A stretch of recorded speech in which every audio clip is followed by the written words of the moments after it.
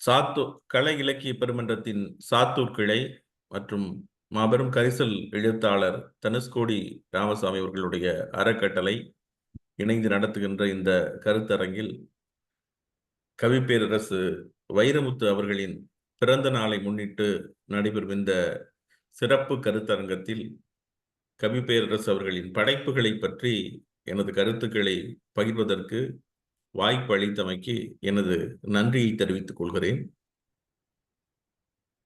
இந்த இனிய நிகழ்வில் பங்கேற்றிருக்கக்கூடிய நண்பர் மருத்துவர் அறம் அவர்கள், என்னை அறிமுகம் செய்வித்த முனைவர் கரு முருகன் அவர்கள் மற்றும் இந்த நிகழ்ச்சியின் தொடக்கத்தில் பேசிய ரேவதி அம்மையார் அவர்கள் உள்ளிட்ட கலை இலக்கிய பெருமன்றத்தின் நிர்வாகிகள் அனைவரையும் நான் அன்போடு வணங்கி எனது மாண்புக்குரிய மாணவரும் விருதுநகர் மாவட்டத்தின் ஆட்சியருமான ஜெயசீலன் அவர்களுக்கு எனது வணக்கத்தை சொல்லி என்னுடைய கருத்துக்களை பகிர்ந்து கொள்வதற்கு நேரம் ஒதுக்கி தந்தமைக்காக அவருக்கு கூடுதலாக ஒரு உபரி நன்றியும் சொல்லி நான் எனது கருத்துக்களை பகிரத் தொடங்குகிறேன். கவிப்பேரரசு வைரமுத்து அவர்களுடைய ஒரு கூட்டத்தில் இந்த வருடத்தின் ஜனவரி மாதத்தில் அவர் முன்னால் நான் உரையாற்றக்கூடிய ஒரு வாய்ப்பு கிடைத்தது. தமிழ்நாடு அரசு எடுத்திருக்கக்கூடிய பல்வேறு முன்னெடுப்புகளில் ஒன்று சென்னை பன்னாட்டு புத்தக திருவிழா என்பது கடந்த 2 ஆண்டுகளாக நடந்து வருகிறது. இந்த ஆண்டு அந்த சென்னை பன்னாட்டு புத்தக திருவிழா நடந்த பொழுது அதிலே சுமார் 40 நாடுகளிலிருந்து வெளிநாட்டு பதிப்பகங்கள் கலந்து கொண்டன. அவர்களிடம் தமிழ் எழுத்தாளர்கள் பற்றிய கருத்துக்களை முன்வைத்து அவர்களுடைய படைப்புகளை முன்வைத்து இலக்கிய முகவர்கள் என்று இளம் இலக்கிய ஆர்வலர்களை தெரிவு செய்து அவர்களுக்கு நாங்கள் பயிற்சி அளித்திருந்தோம். அவர்கள் பரந்துபட்ட தமிழ் இலக்கிய படைப்பாளிகளின் படைப்புகளை எடுத்து தற்பொழுது வாழும் படைப்பாளுமைகள், தமிழுக்கு செழுமை சேர்த்த முன்னாள் படைப்பாளுமைகள் என்று எல்லோரையும் அயல் மொழிகளுக்கு கொண்டு செல்வதற்காக அவர்கள் பணியாற்றிய பொழுது அதிலே கவிப்பேரரசு அவர்களின் முகவராக தினேஷ் என்ற இலக்கிய முகவர் அமைந்தார்.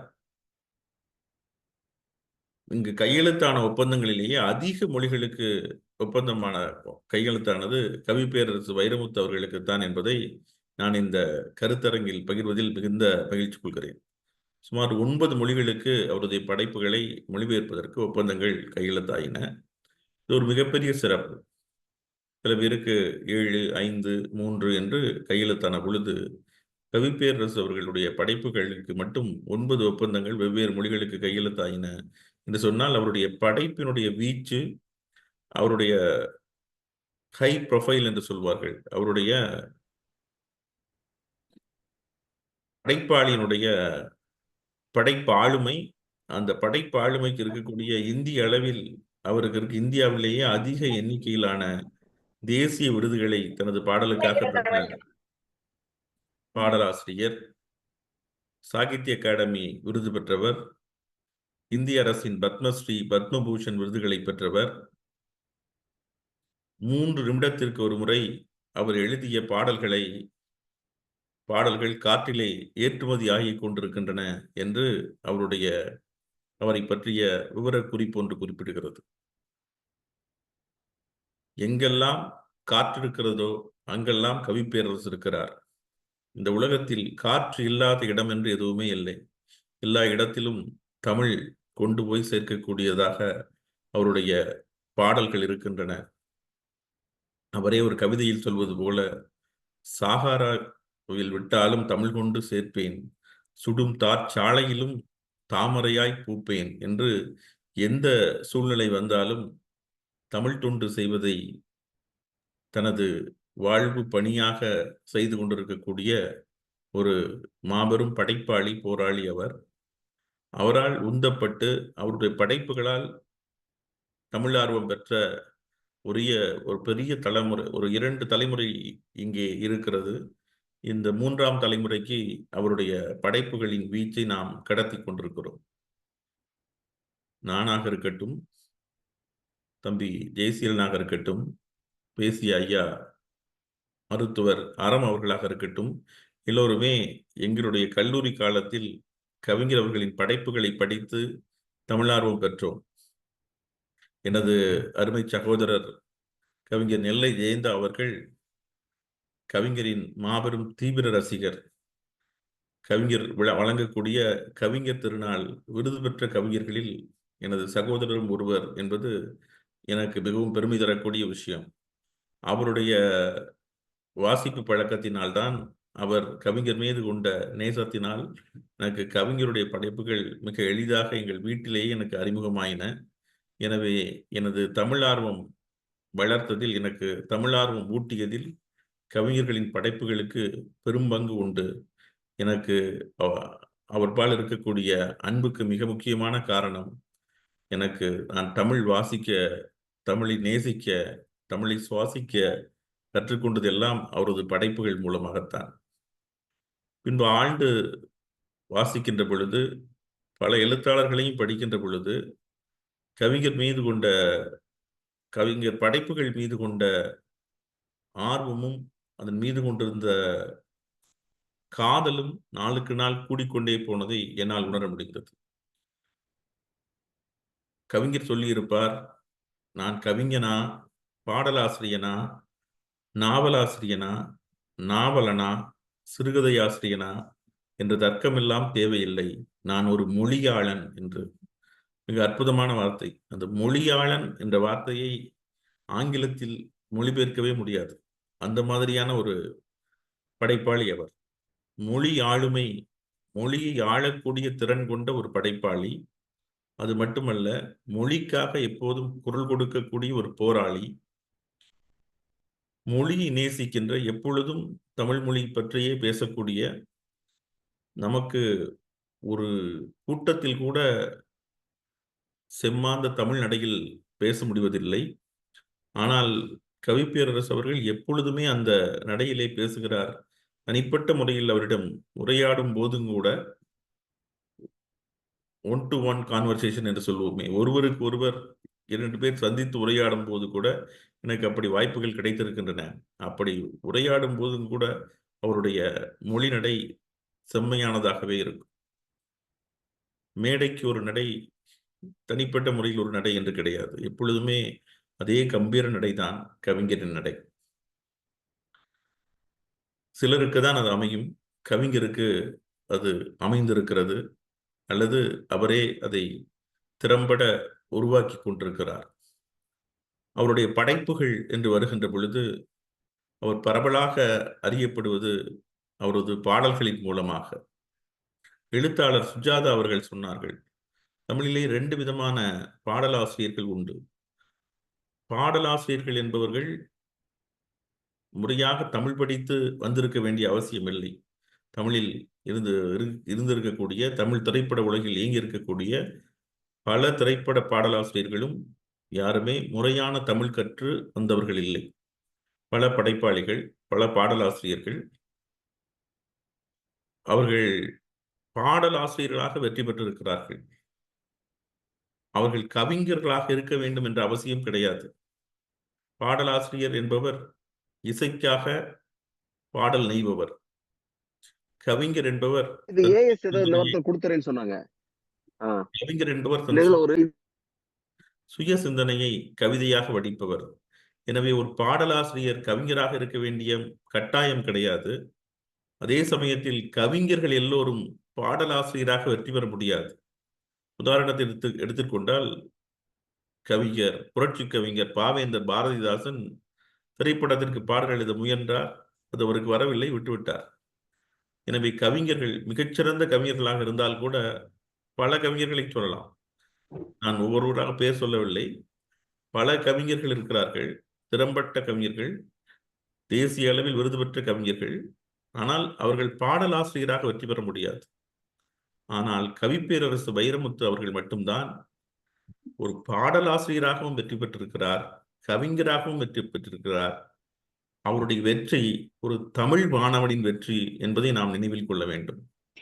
பல பாடலாசிரியர்கள் முறையாக தமிழ் கற்றவர்கள் இல்லை. இவர் தமிழ் இலக்கியத்தை பாடமாக படித்து, தமிழ் இலக்கியம் என்பது ஒரு கட்டுப்படியாகக்கூடிய பாடமா என்ற சந்தேகம் எல்லோருக்கும் வரும்.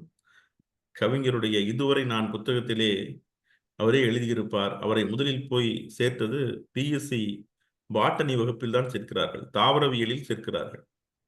அப்பொழுது அந்த பூக்களை அவர் அந்த உங்களுக்கு தெரியும், தாவரவியல் வகுப்பில் பூக்களை பித்து அதனுடைய ஹைபிஸ்கஸ் ரோசா சைனன்சிஸ் என்று செம்பருத்தி பூவுக்கு லத்தீன் மொழியில் பெயர் சொல்லி அதனுடைய அள்ளி வட்டம் புள்ளி வட்டம் எல்லாவற்றையும் பிரித்து பார்த்து அதனுடைய பகுதிகள் பற்றி நாம் ஆராய்ந்து எழுதுவோம். அதை பற்றி கவிஞர் தன்னுடைய இதுவரை நானில் எழுதுகிறார். நான் பூக்களை பித்து லத்தீன் மொழியில் பெயர் சொல்லவா பிறந்தேன் என்று சிந்தித்தேன். உடனே நான் என்னுடைய துறையை தாவரவியலிலிருந்து தமிழ் துறைக்கு மாற்றிக்கொண்டேன் என்று. அந்த துணிச்சல் அவருக்கு கல்லூரி பருவத்திலே இருந்திருக்கிறது. அது எனக்கு வியப்பூட்டும் விஷயமாக எப்போதும் இருக்கிறது. எப்போதும் நம்மால் அந்த பருவத்தில் முடிவெடுக்க முடியாது. பெற்றோர்கள் என்ன வழி காட்டுகிறார்களோ அதில்தான் நாம் செல்வோம். அப்பொழுதே ஒரு துணிச்சலான ஒரு முடிவு, தமிழை ஒரு பாடமாக பயின்று அதில் தன்னால் வெற்றி பெற முடியும் என்ற துணிச்சல் அவருக்கு இருந்தது என்பது எனக்கு அவர் மீது மரியாதை ஏற்படுவதற்கு ஒரு முக்கியமான காரணம். அவர் அந்த அளவுக்கு கல்லூரி பருவத்திலேயே திடமாக இருந்திருக்கிறார். எடுத்ததோடு மட்டுமல்ல, அவருடைய கடும் முயற்சி, பயிற்சி, தங்க மெடல் பெற்று, தங்கப் பதக்கம் பெற்று தன்னுடைய படிப்புகளை முடித்திருக்கிறார். அவர் நினைத்தபடி பல்வேறு கவியரங்குகளில் பங்கேற்று தனது கவிதை புலமையை நிலைநாட்டியிருக்கிறார். திரைப்பட வாய்ப்பு வரும்போது கூட சில பேர் திரைப்பட வாய்ப்புக்காக அலையாய் அலைந்ததாய் சொல்வார்கள். ஆனால் கவிஞர் திரைப்பட வாய்ப்பு கேட்டதை கூட இயக்குனர் சிகரம் பாரதி ராஜா அவர்கள் மிக அற்புதமாக ஒரு பேட்டியிலே சொல்லியிருப்பார். தன்னுடைய கவிதை புத்தகத்தை கொடுத்துவிட்டு பயன்படுத்திக் கொள்ள முடியுமா என்று பாருங்கள் என்று கேட்டார். வாய்ப்பு கேட்பதில் கூட ஒரு தன்மானத்தோடும் ஒரு சுயமரியாதையோடும் கேட்கின்ற ஒரு பாங்கு கவிஞரிடம் அந்த இளமை பருவத்திலே இருந்திருக்கிறது என்பது எல்லோரும் குறித்து கொள்ள வேண்டிய ஒரு விஷயம். கல்லூரி நாட்களில் நாங்கள் வாசித்த அவருடைய புத்தகங்களில் ஒன்று சிற்பியே உன்னை செதுக்குகிறேன் என்று. 20 வயதுக்குள் உன் வாழ்க்கை என்னவென்று தீர்மானிக்க முடியாவிட்டால் நீ சுவரில் எரியப்பட்ட பந்தாக திரும்பி வர வேண்டியிருக்கும் என்று எழுதியிருப்பார். அதை போல அவர் வாழ்க்கையை அவரே தீர்மானித்துக் கொண்டு அந்த வாழ்க்கையில் பயணத்தில் மிகச் சிறப்பாக நடைபெற்று வெற்றி கண்டவர். எழுத்தாளர் சுஜாதா அவர்கள் மிகச் சிறப்பாக சொல்லியிருக்கிறார். கவிஞரை பற்றிய அவருடைய வைரமுத்து கவிதைகள் என்ற தொகுப்பிலே எழுதுகின்ற பொழுது, கவிப்பேரரசு வைரமுத்து அவர்கள் கவிஞராகவும் இருக்கிறார், பாடலாசிரியராகவும் இருக்கிறார். அதில் எந்த சந்தேகமும் யாருக்கும் வேண்டியதில்லை. சில பேர் அதை மறுப்பார்கள் என்று சொன்னால் அதற்கு 2 காரணங்கள் தான் இருக்க முடியும். ஒன்று, ஒருவரே கவிஞராகவும் பாடலாசிரியராகவும் இருக்க முடியாது என்ற முன்கூட்டிய தீர்மானம், அல்லது கவிஞர் வைரமுத்து அப்படி இருக்கிறாரே என்ற பொறாமை. இந்த காரணத்தினால்தான் ஒருவர் கவிஞராகவும் பாடலாசிரியராகவும் இருக்க முடியாது என்று சில பேர் மறுத்து கொண்டிருக்கிறார்கள். அதை மீறி கவிஞருடைய கவிதைகள் படிக்கப்படும், வாசிக்கப்படும், மேற்கோள் காட்டப்படும் என்று. பாமரரும் அறிந்த கவிஞர் என்று அதிலே அசோகமித்திரன் அவர்கள் எழுதியிருப்பார். இந்திரா பார்த்தசாரதி அவர்கள் கவிஞரை பற்றி எழுதும் பொழுது, கவிஞருடைய படிமங்களை ஆளும் திறன் தனக்கு எவ்வாறு பிடித்தமானதாக இருக்கிறது என்று பகிர்ந்திருப்பார். கரிசல் இலக்கியத்தின் முன்னத்தி ஏர் என்று சொல்லக்கூடிய கி ராஜநாராயணன் அவர்கள் கவிஞரின் கரிசல் இலக்கியம் பற்றிய, கவிஞருடைய வட்டார வழக்கு இலக்கியம் பற்றிய தனது கருத்துக்களை பதிவு செய்திருப்பார். இத்தனை இலக்கிய பேராளுமைகள் சேர்ந்து, அது மட்டுமல்ல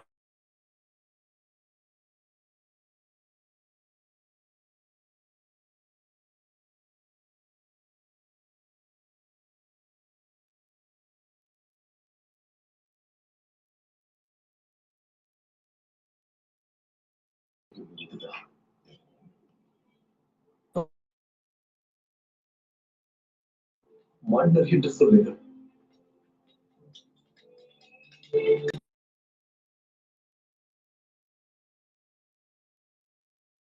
செயலாளர், அவங்களுடைய குரல் பதிவு கேட்கல. ஒருவேளை இணைப்புல எதுவும் இடர்பாடா?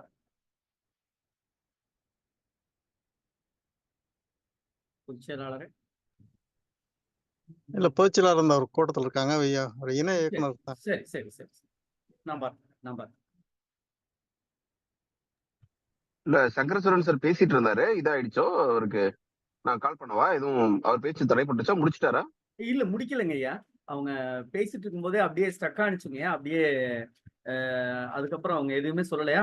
வெளியாயிட்டாங்க ஐயா. இணைப்புல ஏதோ கோளாறு போல இருக்குங்க ஐயா. சரி, இப்ப வெயிட் பண்ணலாம். அவர் மறுபடியும் ஜாயின் பண்றாரான்னு பார்க்கலாம். சரிங்க.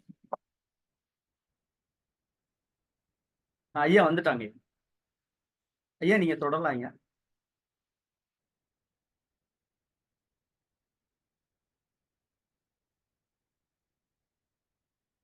ஐயா பேசலாம் ஐயா. நீங்க பேசுறது கேட்கல ஐயா. ஐயா உங்க குரல் கேட்கல.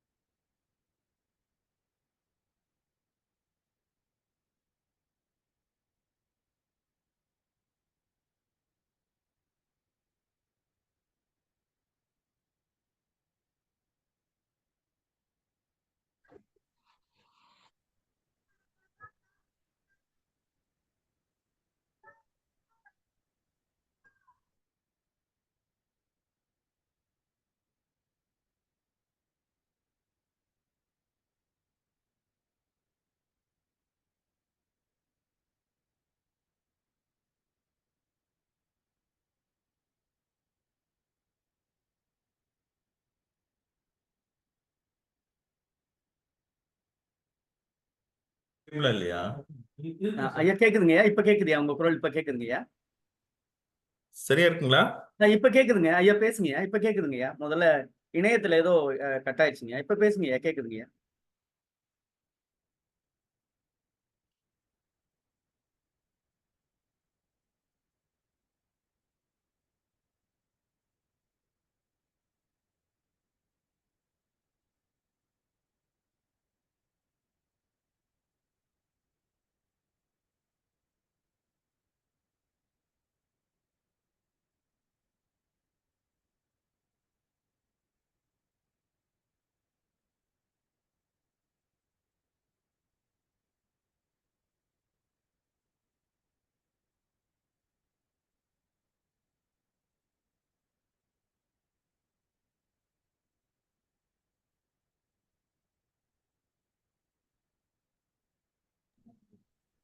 அவருக்கு இணையத்துல கொஞ்சம் பிரச்சனை போல இருக்கு. அதான் இணைப்புல.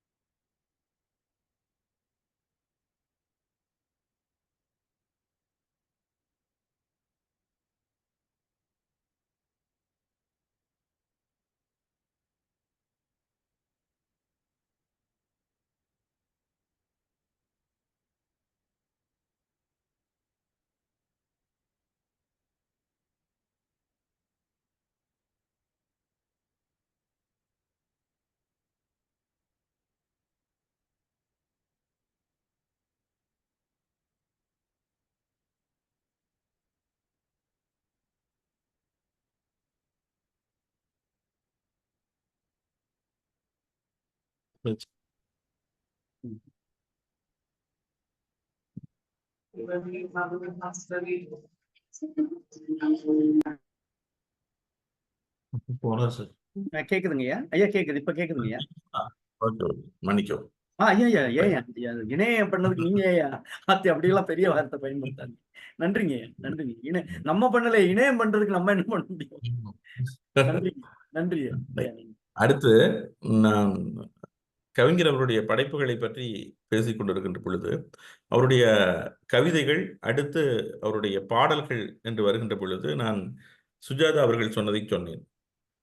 பல்வேறு படைப்பாளிகளும் அவருடைய படைப்புகளை பற்றி அவருடைய கவிதை நூலில் எப்படி எழுதியிருக்கிறார்கள், மூத்த படைப்பாளிகள் என்பதை சொன்னேன். கவிஞருடைய முதல் தொகுப்புக்கு அணிந்துரை தந்த கண்ணதாசன் அவர்கள் எழுதியிருப்பார், இவருக்கு கல்வி துணைப்பொருளாகவும் கற்பனை முதல் பொருளாகவும் இருப்பதால் மிகப்பெரிய கவிஞராக வருவார் என்று. எப்பொழுதும் ஒரு படைப்பாளிக்கு இயல்பான ஆற்றல், படைப்பாற்றல் என்பது இயல்பானதாக இருக்க வேண்டும்.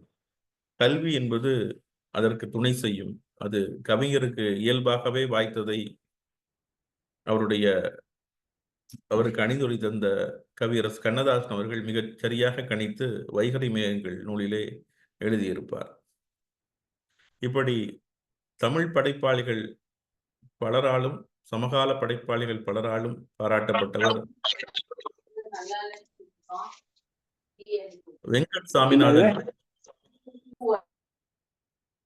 வெங்கட் சாமிநாதன் அவர்கள் மிகச்சிறந்த இலக்கிய விமர்சகர். அவர் கவிஞரை பற்றி சொல்கின்ற பொழுது வைரமுத்து என்ற பெயரை முன்வைத்து, வைரமுத்து அவர்களின் வெற்றியை முன்வைத்து ஒரு அற்புதமான கருத்தை பகிர்ந்திருப்பார். அதாவது, திரைப்படத்துறைக்கு வருகிறவர்கள் தங்கள் பெயரை மாற்றி வைத்துக் கொள்வார்கள் அல்லது புனைப்பெயர் வைத்துக் கொள்வார்கள். அப்படி புனைப்பெயர் வைத்தால்தான் வெற்றி பெற முடியும் என்ற ஒரு நம்பிக்கை உண்டு. அது எல்லாவற்றையும் உடைத்து நொறுக்கி வெற்றி பெற்றவர் கவிப்பேரரசு வைரமுத்து அவர்கள்.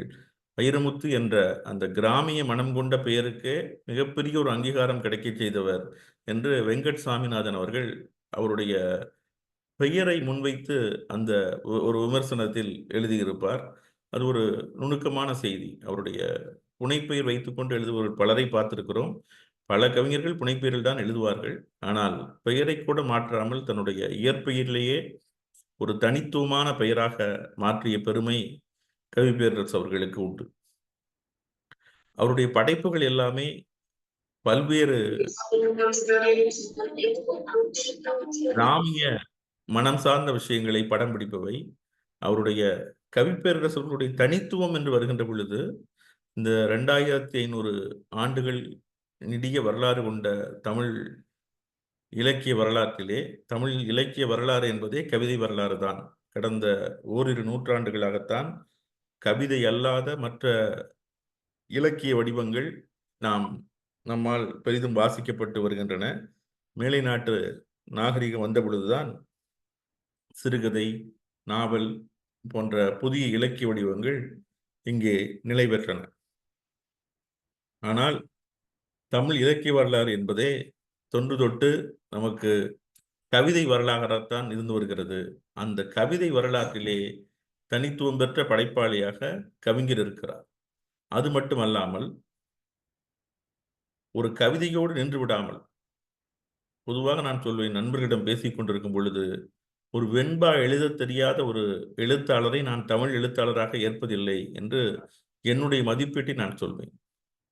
என்று சொன்னால், தமிழ் என்று சொன்னாலே அது மரபார்ந்த கவிதைகள், மரபு கவிதை. அப்பொழுதுதான் அவர்கள் தமிழ் பாரம்பரியத்தில் ஒருவராக நிற்க முடியும் என்பது எனது தனிப்பட்ட மதிப்பீடு. அது தவறானதாக கூட இருக்கலாம். நான் போற்றத்தக்க ஒரு மதிப்பீடாக வைத்திருப்பது ஏனென்றால், அப்பொழுதுதான் ஒருவர் மரபு கவிதை எழுதினால்தான் அவரை கம்பரோடு ஒப்பிட முடியும், வள்ளுவரோடு ஒப்பிட முடியும், இளங்கோவோடு ஒப்பிட முடியும், பாரதியோடு ஒப்பிட முடியும், பாரதிதாசனோடு ஒப்பிட முடியும். நீண்ட நெடும் பிறப்பில் சாதனை படைத்த படைப்பாளிகளோடு ஒருவரை ஒப்பிட வேண்டும் என்று சொன்னால், அதற்கு மிக முக்கியமான காரணமாக இருப்பது அவர் மரபு கவிதை எழுத தெரிந்தவராக இருக்க வேண்டும். கவிப்பேரரசு அவர்கள் மரபு கவிதை எழுதுவதில் தேர்ந்தவர், எழுத தெரிந்தவர் மட்டுமல்ல, தேர்ந்தவர். வேண்டுமானால் அவருடைய கவிதைகளை எடுத்து படித்து பாருங்கள். இரத்த தானம் என்ற படைப்பை எடுத்து படித்து பாருங்கள். மரபு கவிதைகளில் இயல்பாக வார்த்தைகள் வந்து விழும். மரபு கவிதைக்கென்றே எழுதப்பட்ட படைப்பு அது. படித்து பார்த்தால் உங்களுக்கு தெரியும். மிக அற்புதமான கவிதைகள் எழுதியவர்.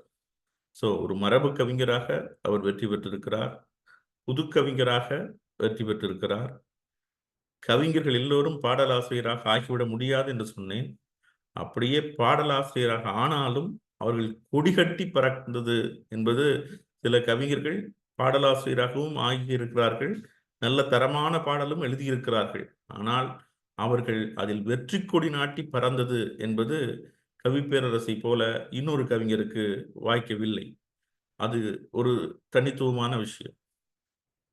சரி, ஒருவர் மரபு கவிதை எழுதுகிறார், புது கவிதை எழுதுகிறார், பாடல்கள் எழுதுகிறார் என்றால் அத்தோடு அவர் விட்டாரா என்றால் இல்லை. தம்பி ஜெயசீலன் பேசும் பொழுது சொன்னார் 39 நூல்கள் என்று. எல்லா விதமான பரிசார்த்தமான முயற்சிகளையும் அவர் செய்து பார்த்திருக்கிறார். சரித்திர நாவல் அவர் எழுதியிருக்கிறார். வில்லோடு வானிலவே என்பது நச்சல்லையாருடைய சரித்திரத்தை எடுத்துக்கொண்டு மிக அற்புதமான எழுதப்பட்ட ஒரு சரித்திர நாவல். கல்லூரி மாணவர்கள் கூட எளிதாக படித்து விடக்கூடிய ஒரு நாவல். சங்ககால புனைவு என்பது சரித்திர நாவல்களில் மிக மிக குறைவு. அதை அவர் செய்து பார்த்திருக்கிறார். அவருடைய மண் சார்ந்த படைப்பாக வட்டார வழக்கு நாவல்களை மிகச் சிறப்பாக கள்ளிக்காட்டு இதிகாசத்தையும் கருவாச்சி காவியத்தையும் தந்திருக்கிறார். மருத்துவர் அறம் அவர்கள் சொன்னது போல அவர் ஒரு சிறுகதை ஆசிரியராகவும் இருந்து 40 சிறுகதைகள் கொண்ட ஒரு தொகுப்பை தந்திருக்கிறார். அதில் எனக்கு மிகவும் பிடித்த ஒரு கதை தூரத்து சொந்தம் என்ற கதை. மிக அற்புதமான கதை. அந்த கதையை நாங்கள் இப்போது கூட ஜெர்மானிய மொழியில் மொழிபெயர்த்து வருகிறோம். சிறந்த தமிழ் எழுத்தாளர்களுடைய கதைகளை மொழிபெயர்க்கின்ற பொழுது அதில் அந்த தூரத்து சொந்தம் என்ற கதையும் இடம்பெற்றிருக்கிறது. இது கவிஞருக்கே புதிய செய்தி. இனிமேல் தான் அவர் காட்டி நாங்கள் ஒப்புதல் பெற வேண்டும். அந்த ஜெர்மானிய பதிப்பகம் வெளியிடப் போகின்ற தமிழ் சிறுகதை எழுத்தாளர் தொகுப்பிலே கவிஞருடைய தூரத்து சொந்தம் என்ற கதையும் இடம்பெற்றிருக்கிறது. தூரத்து சொந்தம் என்ற கதைக்கு அந்த உலகமயமாதல் என்பது இன்றைய உறவுகளை எப்படி பாதித்திருக்கிறது என்பது மிக நுட்பமாக சித்தரிக்கின்ற கதை. இந்த கதையை உங்களில் எத்தனை பேர் படித்தீர்கள் என்று தெரியாது. இந்த கருத்தரங்குக்கு பின்னால் போய் படித்து பாருங்கள். அந்த கதையினுடைய நுட்பங்கள் தெரியும். ஒரு சிறுகதை ஆசிரியராகவும் கவிஞர் எப்படி வெற்றி பெற்றிருக்கிறார் என்பதை அந்த கதையில் நீங்கள் உணர முடியும். அந்த தொகுப்பிலே பல நல்ல கதைகள் உண்டு. அடுத்தது போல இப்போது இருக்கின்ற பருவகால மாற்றம் பற்றி பலரும் பலவிதமாக பேசி வருகிறார்கள். அதை பற்றிய கட்டுரைகள் நிறைய பேர் எழுதியிருக்கிறார்கள். ஆனால் அதை பற்றிய படைப்பிலக்கியத்தை கவிஞர் தான் எழுதியிருக்கிறார். 3ஆம் உலகப் போராக இருக்கட்டும், இப்பொழுது வெளிவந்த மகா கவிதையாக இருக்கட்டும், அது இப்பொழுது பேசுபவர்களாக இருக்கக்கூடிய சுற்றுச்சூழல் மாற்றம் என்பதை அடிப்படையாக கொண்டு எழுதியிருக்கிறார். அதாவது கவிஞருடைய இன்னொரு முக்கியமான அடையாளம் அறிவியலை ஆழமாக படித்து அதை தமிழ் செய்வது. என்னை நன்றாக இறைவன் படைத்தான், தன்னை நன்றாக தமிழ் செய்யுமாறு என்று திருமூலர் சொன்னது போல கவிஞரை நன்றாக இறைவன் படைத்திருக்கிறான். அவருக்கு இறை நம்பிக்கை இருந்தாலும் சரி, இல்லாவிட்டாலும் சரி, அவருக்கு இறை நம்பிக்கை கிடையாது. இருந்தாலும் சரி, கவிஞரை நன்றாக இறைவன் படைத்திருக்கிறான். தமிழில் நன்றாக அறிவியலை கலை செய்யுமாறு, அறிவியலை கலையாக செய்கின்ற வித்தையை கற்றவர். இன்றைக்கு பலரும் அவருடைய தண்ணீர் தேசத்தை கொண்டாடாதவர்கள் இருக்க முடியாது. கடலை பற்றிய ஒரு அறிமுகத்திற்காக, காதலை பற்றிய ஒரு அறிமுகத்திற்காக எதற்கு வேண்டுமானாலும் சரி அவர்கள் தேடி படிக்க வேண்டிய ஒரு நூல் தண்ணீர் தேசம். நாங்கள் கல்லூரி காலத்தில் படித்து கொண்டிருந்த பொழுது வந்த நூல் அது. இன்னும் சொல்ல போனால் அது ஒரு ஆச்சரியமான ஒற்றுமை. தண்ணீர் தேசம் வந்ததற்கு பின்புதான் டைட்டானிக் படம் வந்தது. அதற்கு முன்பு இது தொடராக ஆனந்த விடனில் வந்தது. அது வந்து புத்தகமாக வெளியான அடுத்த வருடமும் என்பதுதான் டைட்டானிக் படம் வந்தது. அப்போது எல்லோரும் நாங்கள் டைட்டானிக் படத்தையும் தண்ணீர் தேசம் புத்தகத்தையும் ஒப்பிட்டு கல்லூரியில் பேசிக்கொண்ட நினைவுகள் எனக்கு இருக்கின்றன. கவிஞருடைய பாடல்களில் இருக்கக்கூடிய நுட்பங்கள், இன்னொரு 5 நிமிடம் அல்லது 10 நிமிடம் பேசிவிட்டு நான் விடைபெறலாம் என்று இருக்கிறேன். கவிஞருடைய பாடல்களில் இருக்கின்ற நுட்பங்கள் அவர் ரசித்து ரசித்து எழுதுகிறார். அவருடைய கவிதை ஒன்றிலே சொல்லியிருப்பார், எனக்கு மட்டும் தெரிந்த வழி என்று ஒரு கவிதை எழுதியிருப்பார். அதிலே சொல்லுவார், சொந்தங்கள் சிரித்தாலும் தொலைபேசி அடித்தாலும் ஒரு மூளைக்குள் சென்று முட்டுவதே இல்லை, தாய் மொழியோடு தொலைதல் போல் இன்பம் பெரிதில்லை என்று. பொன்னந்தி மாலையிலும் பூமலரும் வேளையிலும் கவிதை என்னும் பேய் பிடித்து ஆட்டுதடி என்னை, என் கண்ணிரண்டும் திறந்திருந்தும் காண்பதில்லை ஒன்னை என்று தொடங்கும் அந்த கவிதை. கல்லூரியிலே முழு கவிதையும் சொல்லி மனப்பாடமாக சொல்லி பலரிடம் கைதட்டு வாங்கியிருக்கிறோம். கவிஞர் முன்னாலேயே அவருடைய கவிதைகளை எல்லாம் ஜனவரி மாதத்தில் நான் பேசி அவருடைய பாராட்டை பெற்றிருக்கிறேன். என்னுடைய பல மேடைகளில் நான் பங்கேற்ற கல்லூரி நாட்களில் பங்கேற்ற பல மேடைகளில் எனக்கு பரிசுகளையும் கரவொலிகளையும் வாங்கி தந்தது கவிஞருடைய கவிதைகள். குறிப்பாக நாட்டுப்புற சாயலில் அவர் நிறைய கவிதைகள் எழுதியிருக்கிறார். நாட்பட தேடலில் அவை எல்லாம் காட்சிப்படுத்தப்பட்டிருக்கின்றன. வாழ்க என்ற ஒரு கவிதை, ஒரு தேர்வில் தோல்வியுற்ற ஒரு மாணவனுக்கு தற்கொலை செய்து கொள்கிறான். அப்பொழுது அவன் தாய் பாடுவதாக அமைந்த கவிதை ஒரு மிக முக்கியமான கவிதை. அது வாழ்க என்ற கவிதை. என் பிள்ளை என் சோகம் என்னோடு போகட்டும், பாவிமக்கா பாவிமக்கா பள்ளிக்கூட பிள்ளைகளா, ஈபறந்த காத்துக்கே இடுப்புடிஞ்சு போவிகளா, இடிவந்து விழுந்தாலும் இடது கையால் அமுக்காம சித்தருப்பு கடிக்கே செத்துக்கித்து போகாதீங்க அப்படின்னு முடியும். ஸோ தேர்வு தோல்விக்காக ஒரு மாணவன் தற்கொலை செய்து கொள்ளக்கூடாது என்பதை மிக அற்புதமாக வலியுறுத்துகின்ற ஒரு கவிதை அது. அது ஒரு தாயின் சோகத்தோடு பிணைந்து இந்த தாயே மற்றவர்களுக்கு அறிவுரை சொல்கிற போல அமைந்த கவிதை அந்த வாழ்க்கை என்ற கவிதை. அதற்கு பொழுது வீடு இடிக்கப்படும் பொழுது அந்த தோட்டத்தில் வைத்திருக்கின்ற அந்த செடியை மட்டும் தொந்தரவு செய்யாதீர்கள் என்று ஒரு பெண் புலம்புவதாக ஒரு கவிதை வரும். அந்த கவிதையும் மிகவும் பிடித்தமான கவிதை. கடன் என்று ஒரு கவிதை வரும். அந்த கவிதையும் மிகவும் நாட்டுப்புற பாணியில் அவர் எழுதிய பல கவிதைகள் மிகச் சிறப்பானவை. தன்னுணர்வு கவிதைகள் பல எழுதியிருக்கிறார். 5 பெரிது 6 சிறிது என்று விலங்குகளை பற்றி ஒரு அற்புதமான கவிதை எழுதியிருக்கிறார். இந்த கவிதைகள் எல்லாம் தொடர்ந்து இளைய தலைமுறைக்கு பகிரப்பட வேண்டும். அப்பொழுதுதான் கவிஞருடைய கவித்துவம் இன்றைய தலைமுறையை பகிரப்பட்டு வருகின்றன. இன்னும் பரவலாக பகிரப்பட வேண்டும் என்பது என் போன்றவர்களினுடைய விருப்பம்.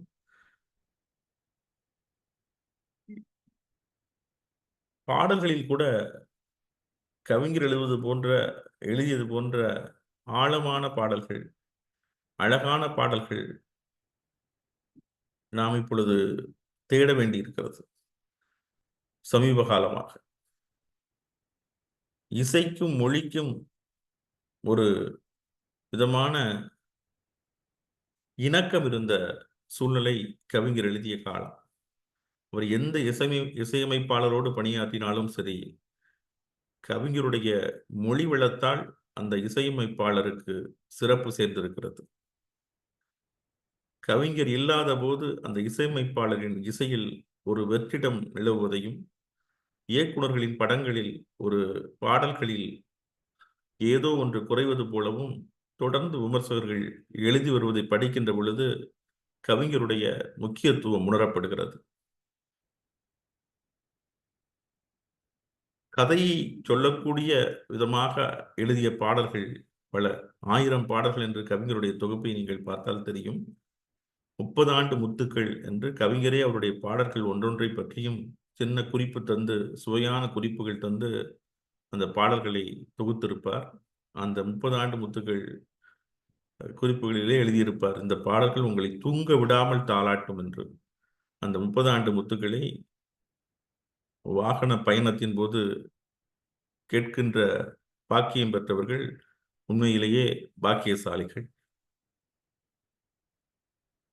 பல பாடல்களை சொல்லலாம்.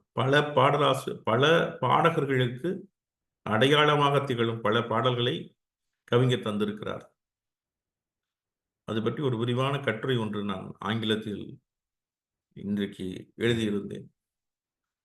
பி. சுசீலா அம்மாவிற்கு கண்ணுக்கு மையழகு என்ற பாடல், பாடகி KS சித்ரா அவர்களுக்கு பாடறியேன் படிப்பறியேன், நானொரு சிந்து காவடி சிந்து என்கிற பாடல், சொர்ணலதா அவர்களுக்கு போராளே பொன்னுத்தாய் என்ற பாடல், TMS அவர்களுக்கு எரிமலை எப்படி பொறுக்கும் என்ற பாடல், SPB அவர்களுக்கு கவிஞரின் முதல் பாடலான பொன்மாலை பொழுது, பின்னர் எழுதிய பல்வேறு பாடல்கள், ஒருவன் ஒருவன் முதலாளி போன்ற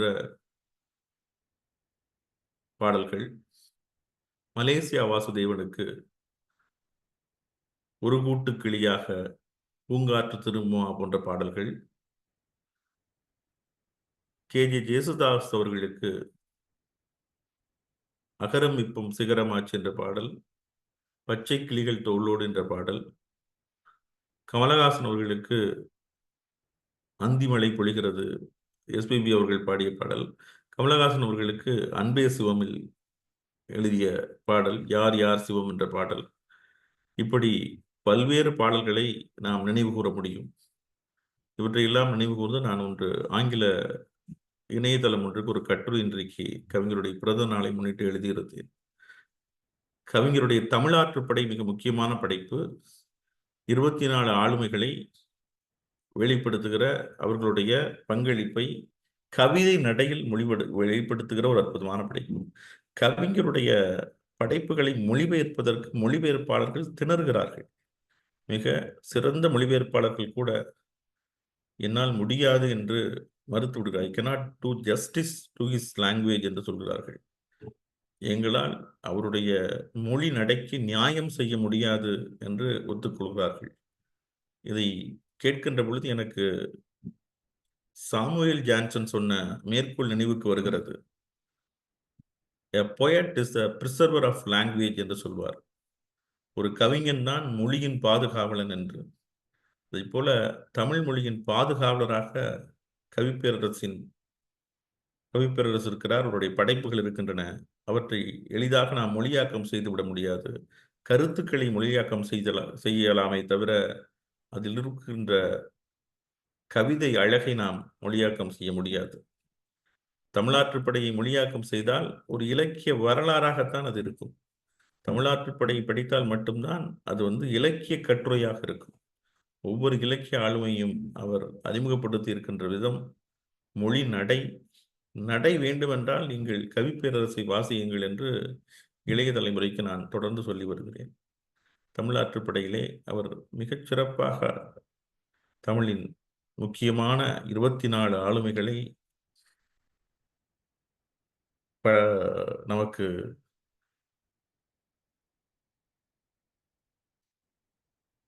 கட்டுரைகளாக வடித்து கொடுத்திருக்கிறார். கவிஞரோடு பேசுகின்ற ஒரு சந்தர்ப்பத்தில் நான் கேட்டேன், 24 ஆளுமைகள் எழுதியிருக்கிறீர்கள், 25வது ஆளுமை யார் என்று கேட்டேன். அதிலே கவிஞர் எழுதியிருக்கிறார், இன்னும் நாம் போற்ற வேண்டிய ஆளுமைகள் பலர் இருக்கிறார்கள் என்று. வள்ளுவர் தொல்காப்பியரில் தொடங்கி அப்துல் ரஹ்மான் வரைக்கும் எழுதிவிட்டார். கவிக்கோ அப்துல் ரஹ்மான் வரைக்கும் அந்த புத்தகத்திலே வந்துவிட்டார்கள்.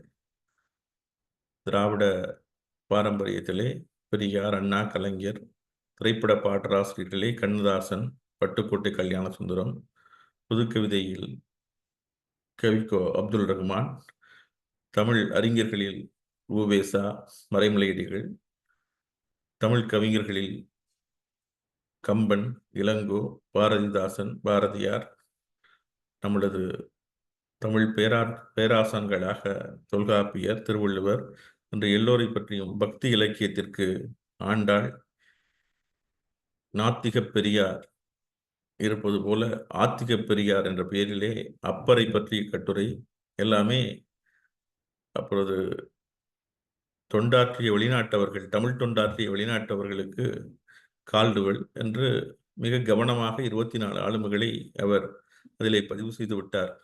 ஒரு சந்தர்ப்பத்தில் கவிஞரிடம் கேட்டேன், 25வது ஆளுமை யார் என்று. நீங்கள் தான் சொல்ல வேண்டும் என்றார். நான் அதை நினைவு கூர்ந்து இன்று 25வது தமிழின் 2500 வருடம் இலக்கிய பாரம்பரியம் கொண்ட தமிழில் அந்த 25வது ஆளுமை கவிப்பேரரசு வைரமுத்து என்று இன்று ஆங்கிலத்திலே ஒரு கட்டுரை எழுதி அவருடைய பிறந்த நாளை முன்னிட்டு நான் பலருக்கும் பகிர்ந்தேன். அதை இந்த நிகழ்ச்சியில் உங்களோடு பகிர்ந்து இங்கே பேசுவதற்கு வாய்ப்பு தந்தமைக்கு நன்றி பாராட்டி விடைபெறுகிறேன்.